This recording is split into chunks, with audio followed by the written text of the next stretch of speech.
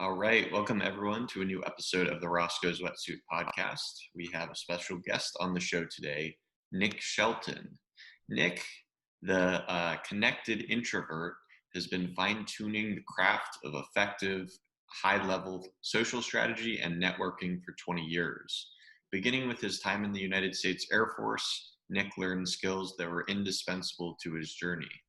Coupled with extensive research and 15 years of experience in the oil and gas industry, Nick finally cracked the code and developed the tools that gave him the confidence to flourish in social situations. Nick has successfully built a strong international network of friends, colleagues, and associates, and continues to teach introverts how to navigate social events with ease. And he's also the author of the Amazon best-selling book, An Introvert's Guide to World Domination, Become a High-Level Networker, and Upgrade Your Life, which I was just telling Nick before the show, sent the book to me, and I highly recommend it. So, Nick, welcome to the show. Thank you very much. It's great to be here. Absolutely.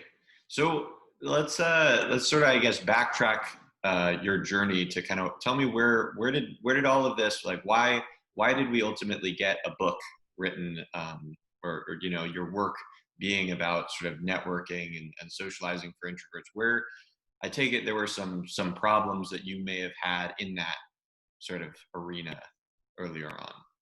Right. So whether you want me to go all the way to the beginning or just where like this whole material of me putting out material about it came, the material part is I was doing some speaking about this, and then people would say, "Hey, I'd like to get your book," and then I didn't have a book, so I said, "Oh, I should write a book so that people have that resource." And so what had happened was when I was looking for resources on how to do this as an introvert, I went and looked at books on networking and socializing, and they were all written seemingly for normal people. And so there was nothing specifically for the needs of introverts and shy and socially awkward people.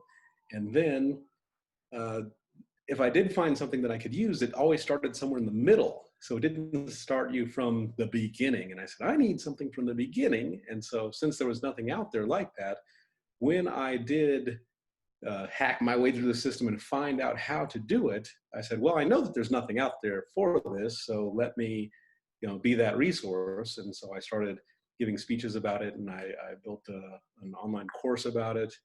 But then I didn't have the book, and then so I wrote the book and put the book out. So there's more, because I know that it helped me, it helped a lot of friends of mine, and so I said there's a lot of other people that could use this information. So let me try to make it as available as possible so people can get this and get some value and use it.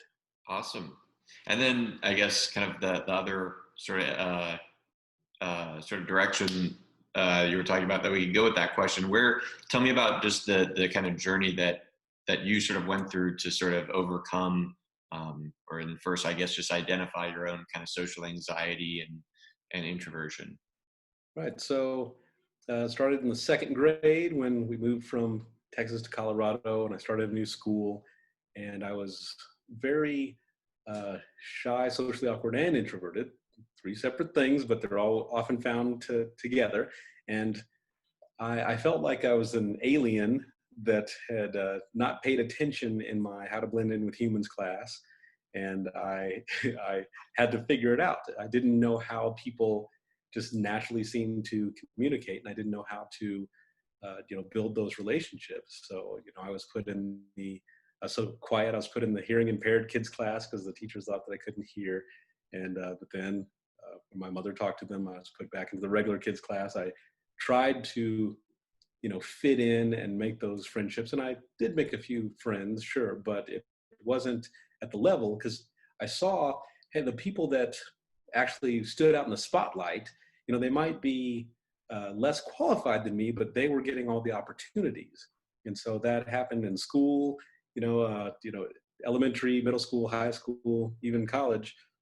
The person that might have been less qualified, less handsome, whatever, they're getting the girl, they're getting the job, they're getting the opportunities, And I was, flying under the radar, laying low, and then all of this stuff was passing me by. And I said, I should be there. I should be able to do this. How am I not able to do that? And that was because I wasn't able to, be seen, be heard, and I didn't know how to do that without becoming an extrovert. So I said, there's got to be a way to do this without, compromising myself and my energy. And, I tried alcohol, I tried making a little extra money because I said, oh, maybe money will solve it, but it didn't. And so basically I had to find a way, and the way that I found was through observation. I just started going out, not in a creepy stalker-like way, but I would just observe people in social situations. So I'd be maybe at a restaurant and I would see what people were doing at that restaurant and how they interacted and what seemed to work and what didn't. And then I'd just go around anywhere that I would look around, because I think a superpower of introverts is observation. And so I would observe, and then I would start making notes, and I would start implementing some of these things that I learned. And then the things that worked, I would build upon those things. And then once I knew how to do it, then it was really easy. You just have to know the steps. And I said, okay, so is this something that only I can do, or can other people do it? And some of my friends tried, and then they were able to do it. And I said, this is really simple. And it's a lot of intuitive stuff, but it's just things that you don't really think about in order to, get known, and then build that trust, build the connection, and then maintain your relationships. It's not difficult, but people make it difficult in their minds, I guess. And they just don't know how. One of my mentors had told me, because you always hear about people going all in. I'm going all in on this, but you can't go all in if you don't know what to do. So once you know what to do, once you have the steps, so once I was able to get those steps down, then I was able to just fully immerse myself in building my network, and it made a huge difference in my life. I was able to do all kinds of really cool things and live the life that I wanted to live simply by just connecting with people better. So I hope that answered your question. It did. So what I wanted to ask you, was there ever a point that you sort of had a mindset that, I'm just not the type of person that like, that's just, I'm an introvert. I'm not or did you have that sort of strategy, or sort of like where you're learning, you're observing, and then trying to figure out how people navigate social situations? Did you always have that belief that it could be a learned skill? Yes, I always thought, I said, there has to be a way to do this. There has to be a way around it without, completely changing who I am. And so I just said, I just need to find the way how to do, so I can still be alone 90% of the time. And then that 10%, I can just make the most of that 10%, maximize that 10% when I'm out around and make those connections. And so I just figured, if I just learn how to do it, and I never thought that there wasn't a way to do it. There was, times when I didn't know, I got frustrated because I said, I don't know how to do this. But I always knew that there would be a way, but I didn't know, I wasn't confident that I would actually find the way, but I knew that I was, going to try. And, naturally, in the book, I talk about how, I kind of reached the end of my, my rope, so to speak. And so I got really frustrated, and I, decided, hey, my life didn't turn out the way that I wanted it to turn out. And so at that time, I was frustrated because I didn't see how to bridge that gap, how to make it work. So let me have a sip of water. So I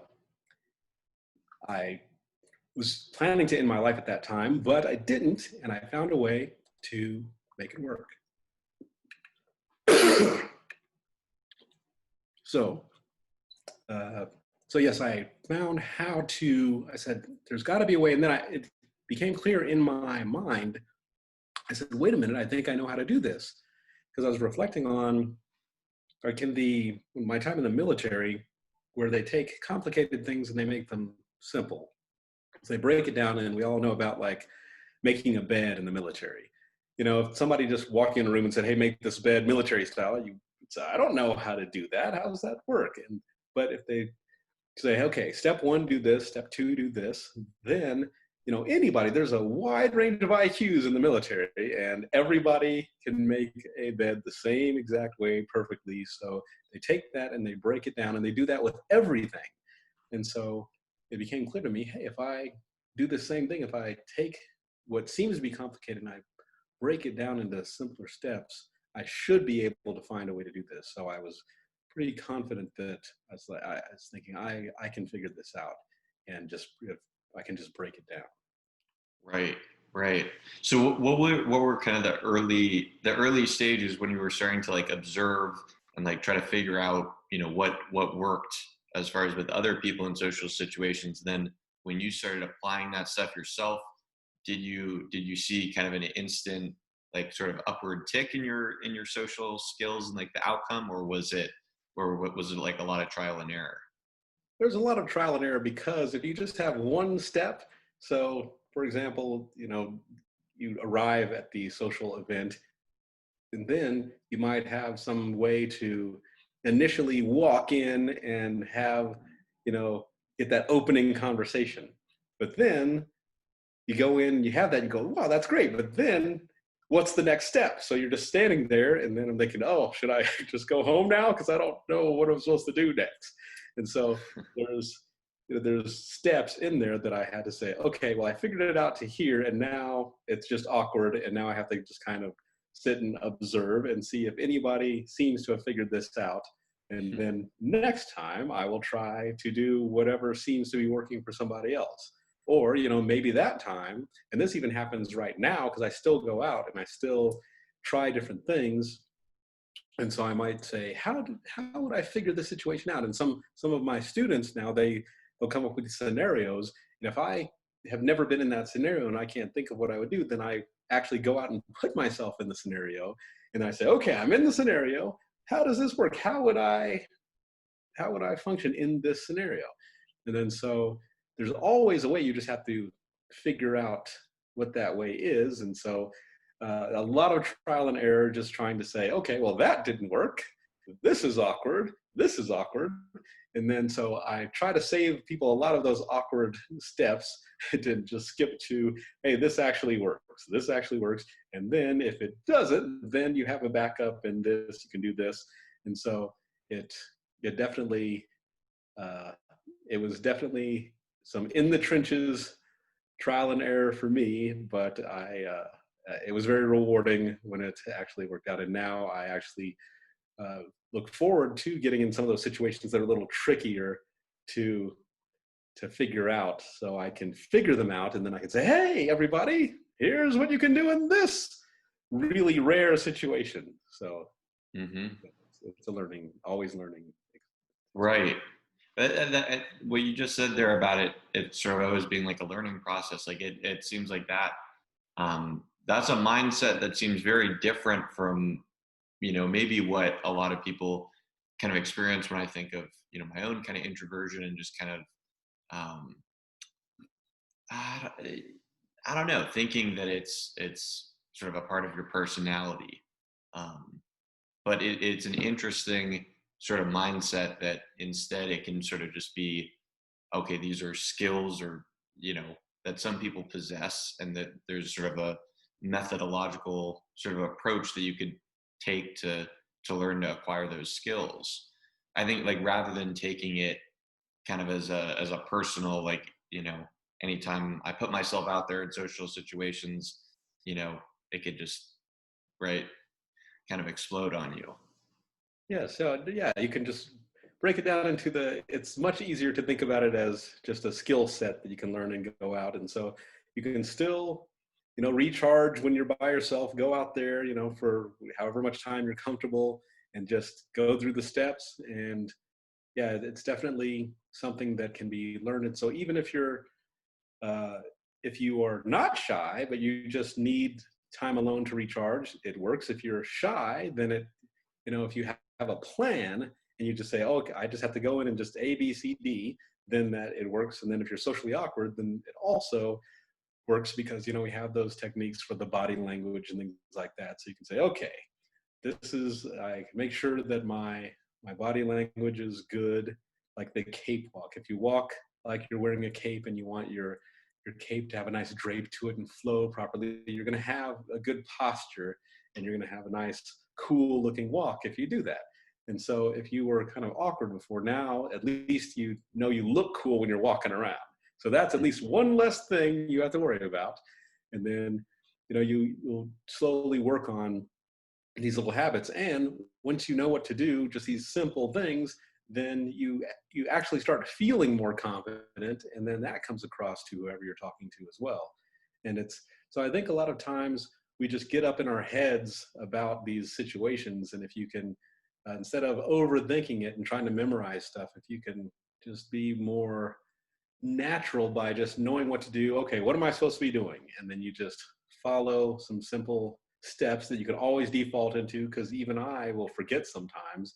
I say, oh, wait a minute, what am I supposed to be doing? Okay. And then I'm looking for other introverts, so then I can just go and start doing that. If I know exactly when I show up, I'm supposed to be following these steps, it makes it way easier. And I know some people say, well, is it natural that way? But it doesn't feel unnatural. You just say, in any social situation you go into, you always are thinking of, well, what do I need to do? What am I doing? So, and who do I need to talk to? So it's pretty much the same thing. You just go in, but I tried to break it down into simple steps. First, you walk in, you're going to go look, where's the food and drink, and you're going to go over there. That's going to start your entry into the room. So now you don't have to stand in the doorway and try to figure it out and look like you're like a confused, lost person. You walk in, you have a plan. I know when I walk in, I go toward the food and drink. That's the first thing I do. And then once you get your food, then you can either start a discussion about the food, or you can scan and see where you're going to want to sit down, or where you're going to set up for whatever the event is. And then you're going to scan for the other introverts. And so you have a game plan when you go in. And if you have that, then it just takes such a weight off your shoulders, and it just makes you more, you might still be a little nervous, but it's way better. At least for me and for the people that I've talked to, once they have a little game plan, then all they have to do is just follow the plan. Right. There were some other sort of interesting, I don't know if I'd call them tactics, but kind of just approaches, I guess, in terms of networking that you recommended in the book. One of which was an interesting one to me. Well, it kind of, the recommendation seemed to be to sort of be interesting or be super unique in terms of not simply just trying to fit in with, the other people. I mean, there is a degree of fitting in, but then you talk about kind of taking it, kind of to the next level with different sort of like ways of like thanking guests. Or I remember thanking the host rather. You talked about like sending them like a postcard thanking them. Like I thought that was really interesting thing, just like doing things that like stand out from the rest of the group. Can you like talk a little more about that? Right. So one of the things was, as you said, when you leave an event, so if you were invited by a person, so it's not just a company invited you, but if a person invites you to an event, then it's always good to send a handwritten thank you note, because nobody does that, or very, very few people do it. So you really stand out. And so they say, wow, they must have had a really great time.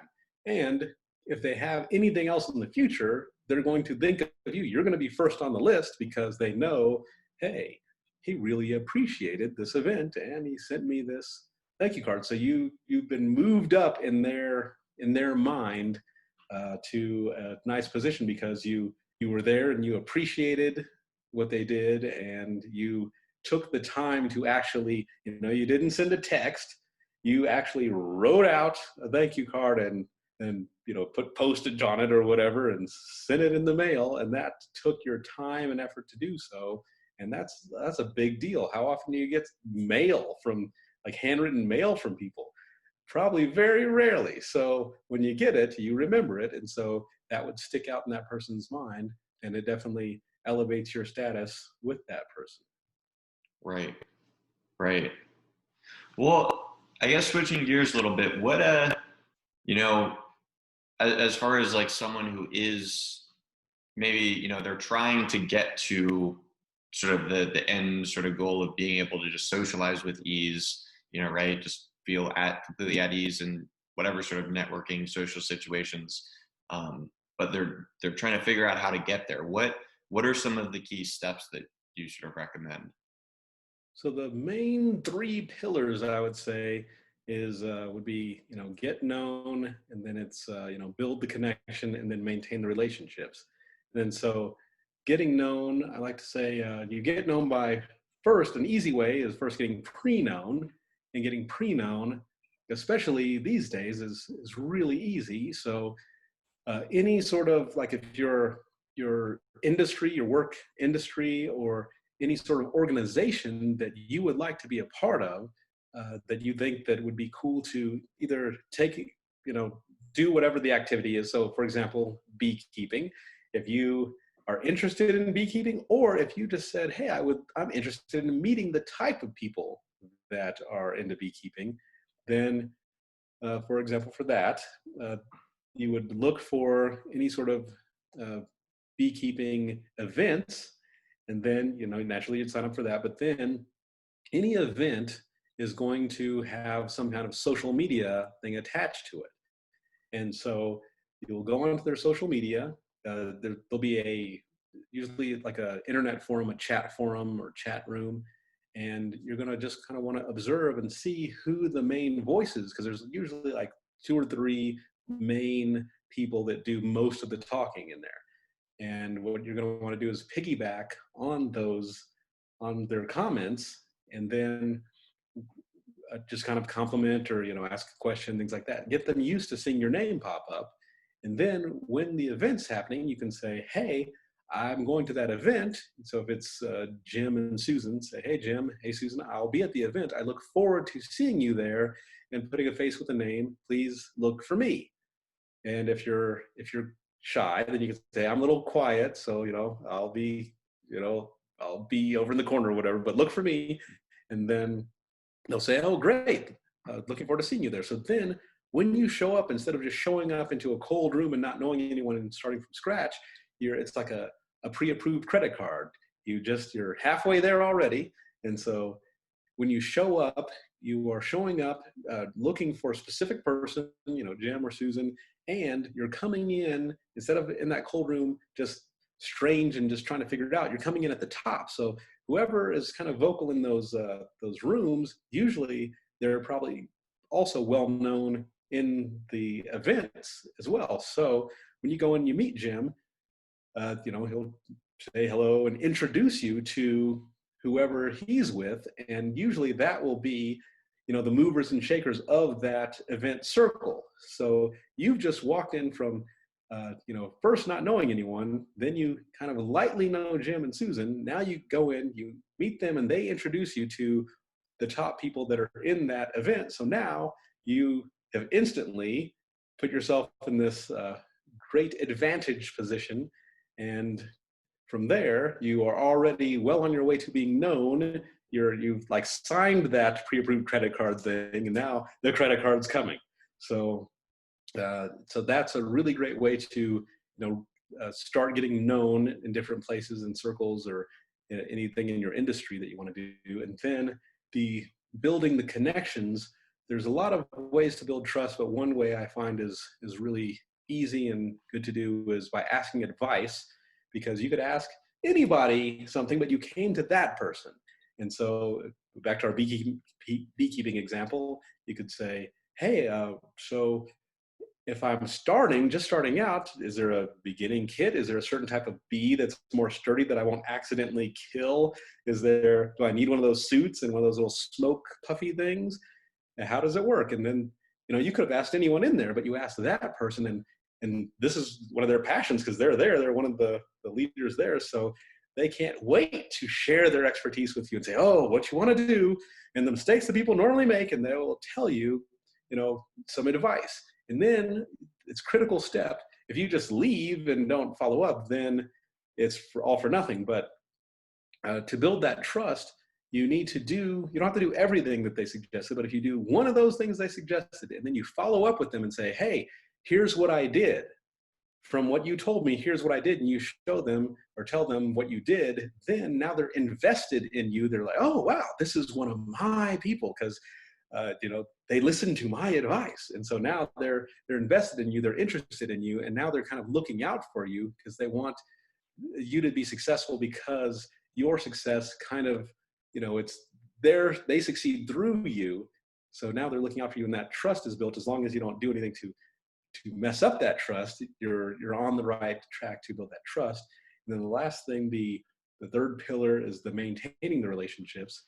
And I tell people to once every quarter, so every 3 months, put a reminder on your calendar to go through your phone contacts and your email contacts, both business and personal, and see who you have not talked to that you should talk to, who you have not talked to in the past 3 months, and then make a list of all those people that you should have touched base with, but you didn't. And then you don't have to do it all at once, but every day just chip away at it. And I like to make little videos. So I'll just make a video on my phone. That way they can see me, they can see my gestures, they can hear me, and it's more personal. And I'll just say, hey, how's it going? What happened with that knee surgery that you had? And how's the new baby? And whatever it was that we had talked about last. And then that keeps me at the top of their mind. And they'll usually respond back and let me know what's going on with them. And, they'll know what's going on with me. So now, quarterly, I'm going through my network and just keeping everything fresh. So it's not like 6 years pass and then I ask somebody, hey, can you help my kid get into college? And they say, I haven't heard from you in 6 years. And now you hit me up asking me for a favor. So this keeps everything fresh, and you always know what's going on. They know what's going on with you. And that keeps your network fresh and evergreen. So those are the 3 main things that people need to get some proficiency with to go from 0 to hero. And talking about that, when it comes to sort of networking, I think that's your perspective. It almost seems like, correct me if I'm wrong, but it kind of seems like you're recommending for people to like make friends, like not necessarily treat it as like a, like you scratch, I'd scratch your shoulder, you scratch mine, or whatever, in terms of with just a networking thing. Like it seems to me like you're sort of advising, like, build friendships with these people. Yes. Yeah. Actually build real relationships. When you go and try to meet people that you say, this could turn into a friendship, this is someone I would like to actually see and consider a friend. And sometimes you'll meet people that you say, I don't think that I can hang out with this person, but we do agree on this one point, and then maybe we can build something around, we both love hot air balloons or whatever. And so even though I don't necessarily want to hang out and have beers with them, we can still bond over this hot air balloon, the shared love for hot air balloons or something like that. So, but it's not just the shallow networking where you're just trying to say, what can I get out of this person? I have to leverage them to get something. It's, actually finding something interesting and that's cool about that person. And they are now, you treat them as a friend or close acquaintance. And then that really propels you. So a lot of people, someone the other day had said to me, well, I just want leads. I want just more clients and leads.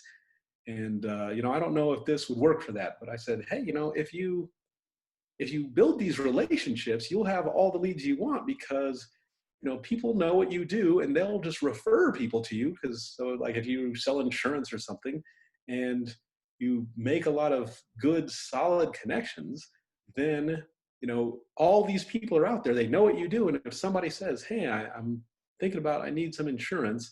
And then they'll say, oh, hey, I know Toby sells insurance.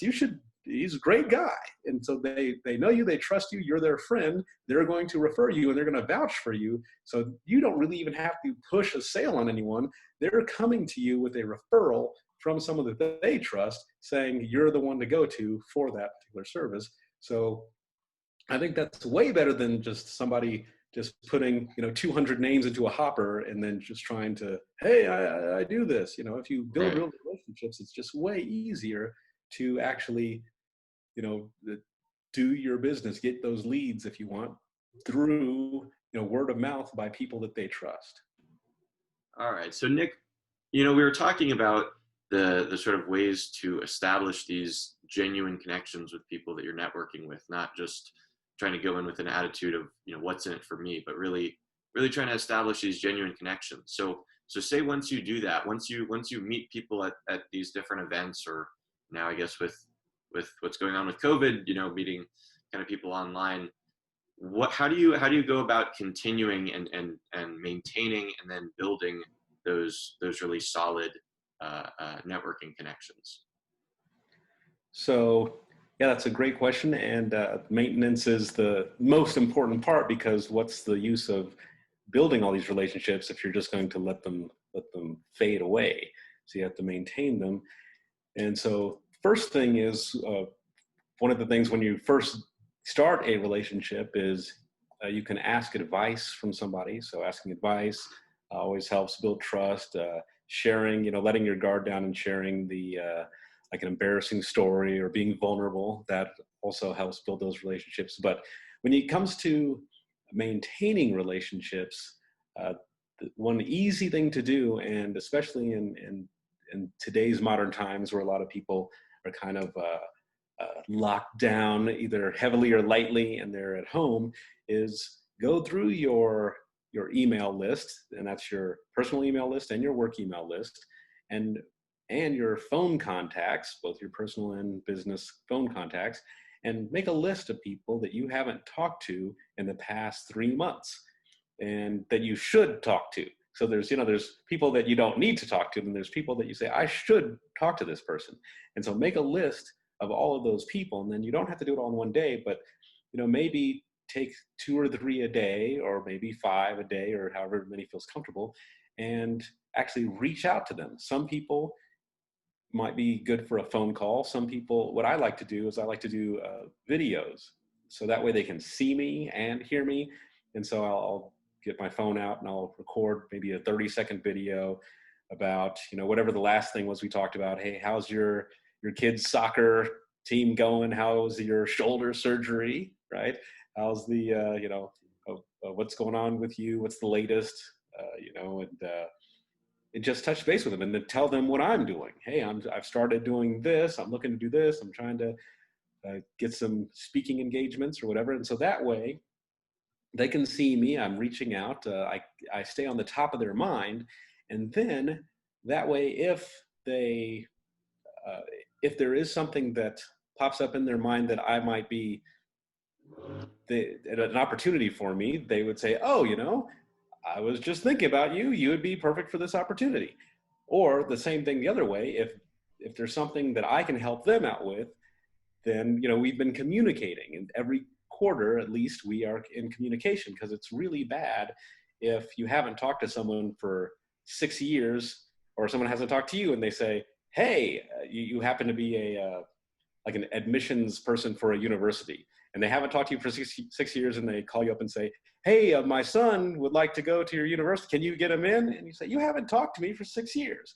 But if you had been maintaining that relationship, that person, you would know that person's son is getting older and starting to look at colleges, and you would probably be the one to say, hey, has he considered going to this school? I could probably help get him in. And so it's a totally different conversation that's being had, and it helps you stay on top of whatever they're doing, and they stay on top of whatever you're doing. So just doing the simple thing on reaching out. Texting isn't really the best way to go. Emails aren't the best way to go. But if you can get a phone call in, or a video, or sometimes I'll even send like a voice message, then that really carries a lot of weight to it and helps you stay fresh on people's minds and really gets those relationships maintained. Right. What about, I mean, it's like, how do you choose which, because we all only have, a limited amount of, time and energy to sort of expend in terms of building these different relationships. How do you go about, sort of selecting and choosing, which people to stay in contact with, when there's so many options? I mean, each time you go to a networking event, you're continuing to meet more and more and more people. How do you have any like specific size of your network that you try to aim for, like at any given time, or do you just work on continue expanding? Well, I used to do like a pruning, like you prune a tree, and I'd say, I have to get rid of some people here. Let's see who I can cut out. But now what I do is more of an intuitive thing where I just say, what feels right? What seems like when you're making that list, there are people that I say, I don't really need to talk to this person. I don't feel that I need to reach out and talk to them. And then there are people that I say, I really do feel that I want to keep in touch with this person. So it's just that kind of, everyone falls into a priority based on just how you feel about them, how you got along, and, what, how cool they were, around you, or, just people that you actually want to be friends with, or that you think are doing something that you want to be around. So if there's, like for me, people that are taking action, or movers and shakers, people that are high achievers, I say, I would like more people like that around me, because then it helps me become like that, keeps my habits up. And so even if it's not a person that we're like hanging out, having beers on the side, maybe it's a strictly professional thing, but I say I want to be in that person's orbit just because they have these really good habits that I would like. So I'm going to make sure that I stay in touch with them. And then there's other people that they have these really exciting projects where I say, wow, they're really doing some cool futuristic stuff with, virtual reality and things like that. And I say, I would like to kind of know what's going on in that realm. So I'll make sure I keep in touch with these people so I can, learn about the latest in virtual reality. Plus, the person's cool also. But then there's some people that I say, because you'll meet people at these events, and then some people you say, I definitely want to talk to this person again. And then other people you might have talked all evening, but you say, I don't really care if I talk to this person again.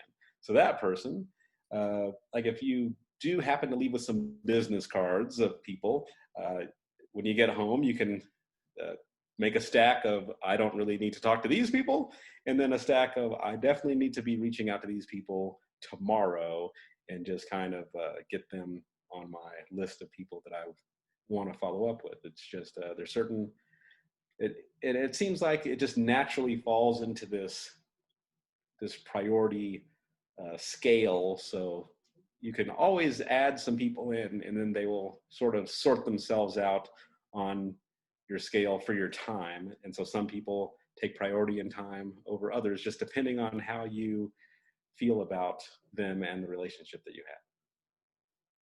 Switching gears a little bit, I wanted to go back to something in your book, kind of a general concept, but there's something I specifically remembered where you're talking about, saying people's names, when you meet them, but at the same time, some people like overusing that, right? Where they're every single time that they address you at one of these networking things, they're like, Nick, it's great to meet you. Nick, what are you doing?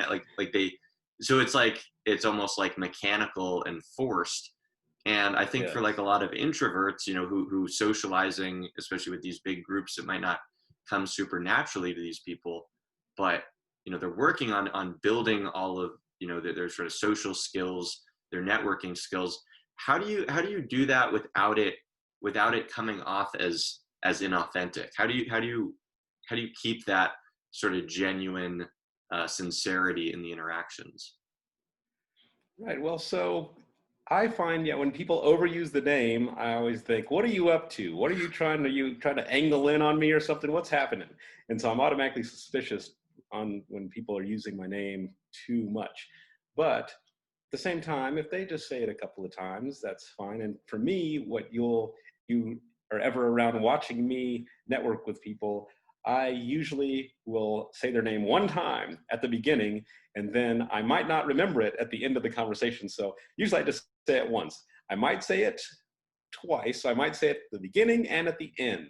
So when I meet them and they say their name, I repeat their name, and then maybe at the end, I'll say, nice to meet you, and I'll say the name again, but I don't say it at all in the middle, even though I know that, research shows they say people like hearing their names, but I'm not peppering that in there unless, I need to get their attention.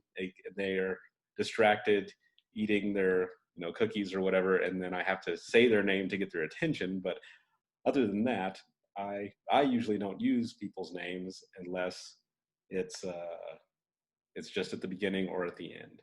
And even like I went on a date last night and I did not say the girl's name the entire time.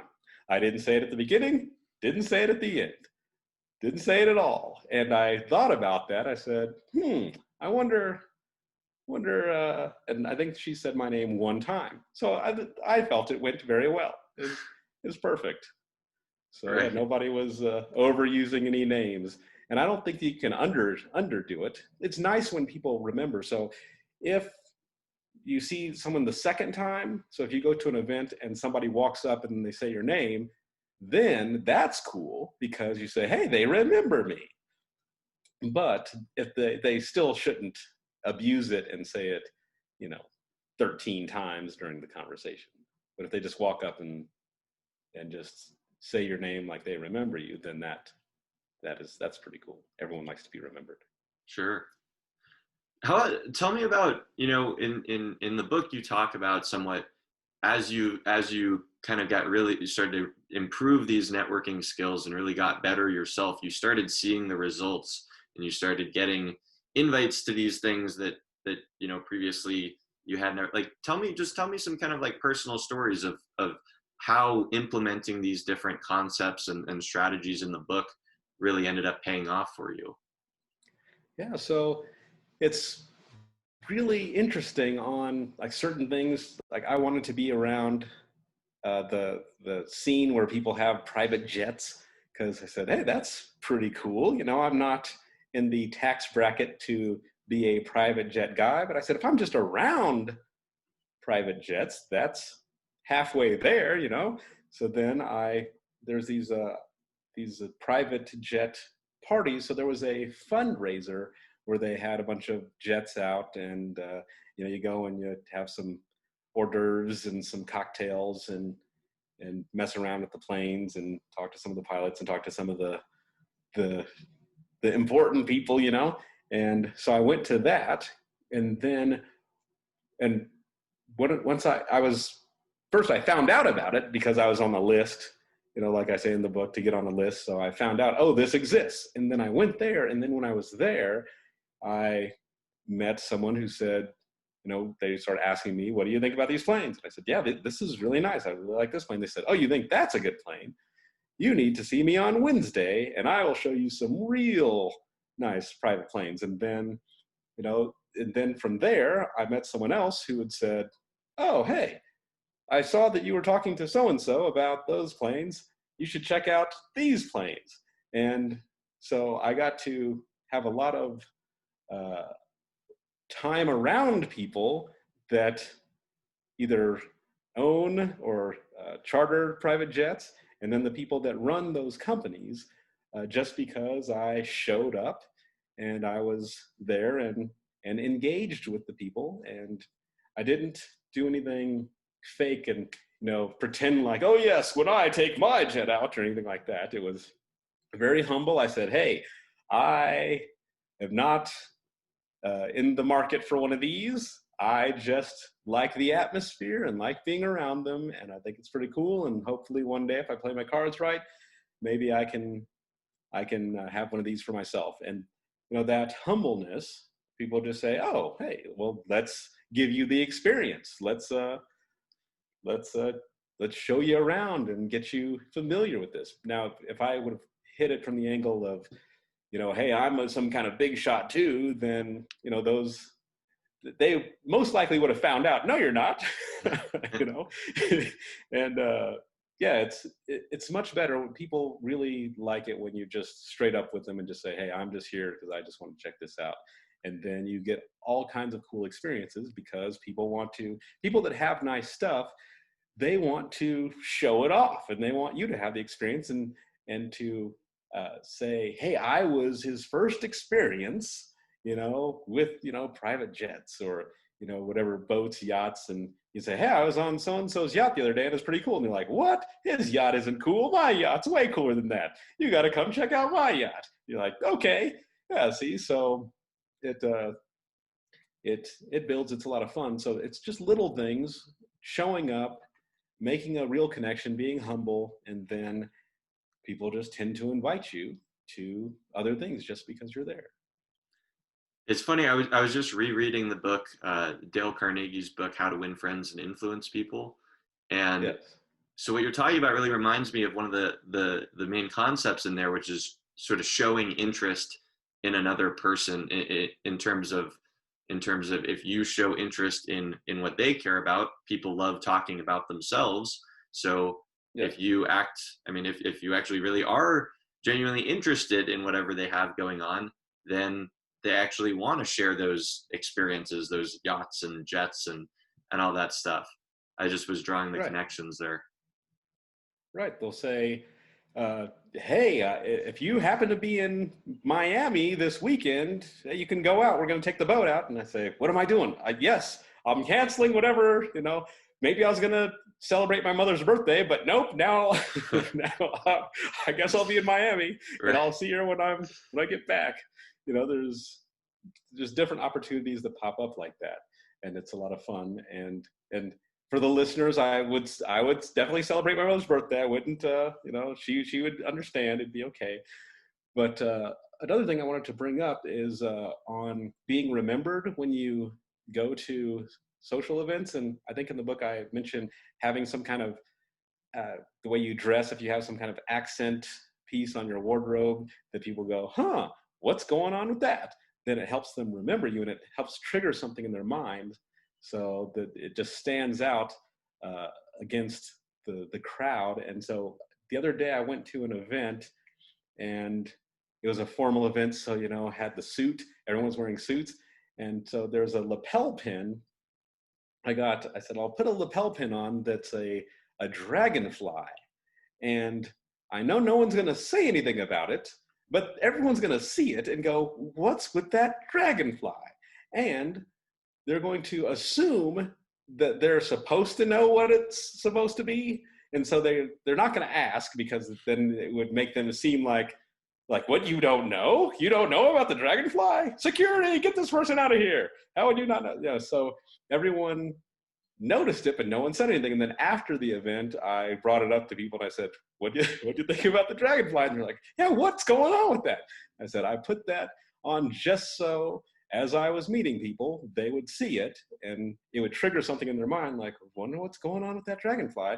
And then they would remember me, because it's, instead of blending in, it's something that just pops out, and it is something that files away in their mind as something that this moment is kind of captured, like a picture in their mind. And yeah, just a simple little lapel pin.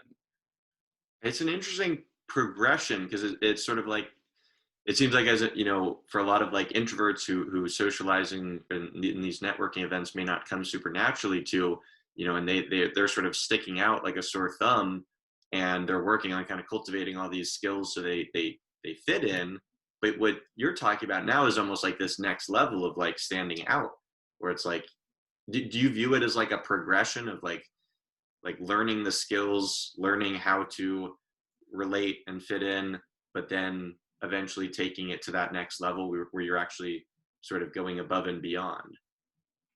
Well, I'd say you don't really want to fit in. You always want to stand out, but you don't want to stand out in an awkward way. That's the big fear, is, oh, I'm gonna not seem like I'm a part of the group. So you're going to go in there and you'll be a part of the group, but you still want to stand out, so you just don't blend in like, well, this is just, everyone's just like this.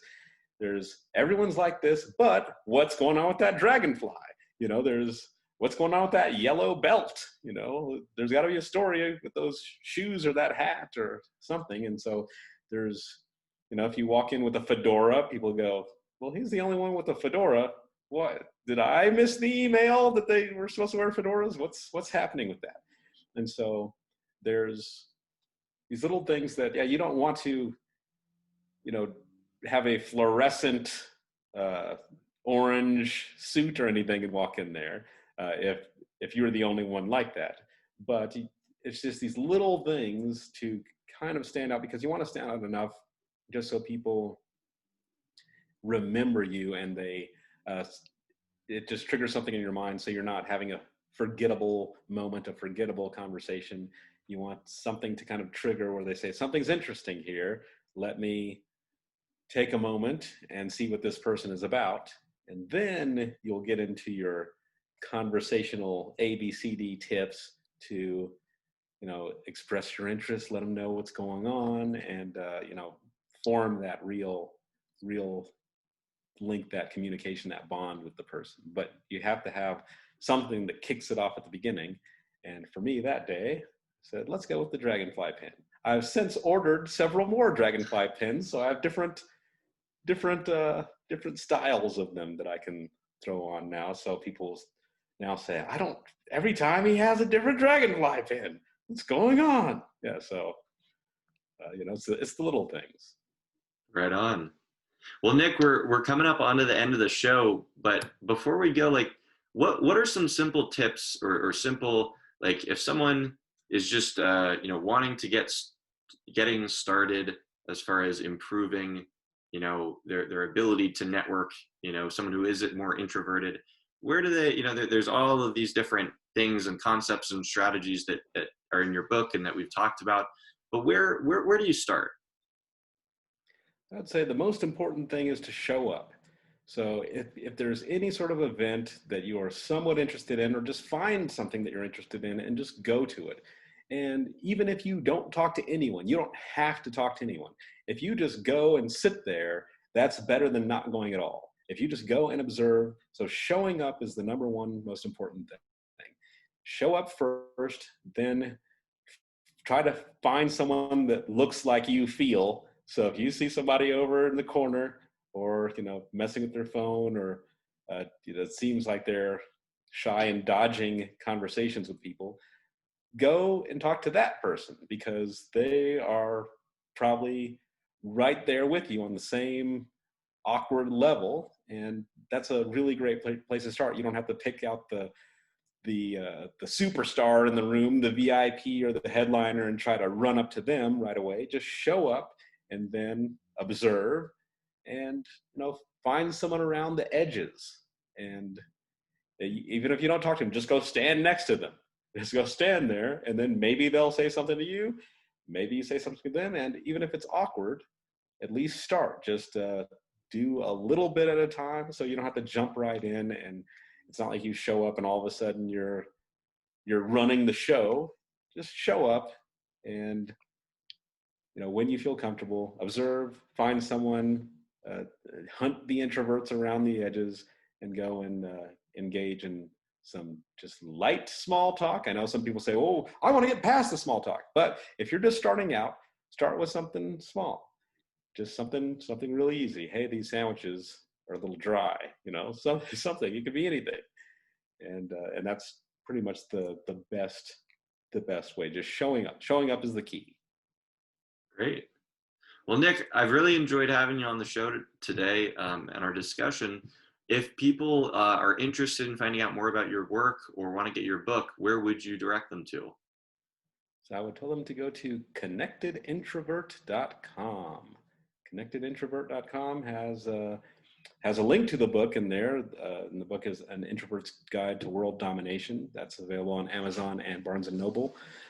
And but you can just go to connectedintrovert.com. You'll see the book. You'll see an online video course, and then there's some coaching and mentoring on there as well. And I should have a workshop coming up here in the next few weeks as well. So connectedintrovert.com. Awesome. I love the book title, by the way. The boldness of it. I love it. Thank you very much. And it's because people say, well, what does that mean exactly? And I say, it's about, dominating the world within and then being able to dominate your world without. So it's not, taking over the world, but it's taking over your world, your inner and outer world. Love it. That's what it's about. Awesome. Thank you. Well, and for those of you guys who enjoyed the show today, go ahead and like and subscribe to our YouTube channel. We are Roscoe's Wetsuit. And you can also find audio versions of the podcast available on Spotify, Apple Podcasts, Stitcher, and just about anywhere else audio podcasts are available. Also, check out all this stuff at roscoeswetsuitpodcast.com. Nick, again, it was a pleasure having you on the show today. Really enjoyed our conversation. Thank you very much. It was awesome for me as well. An honor and a pleasure. Absolutely.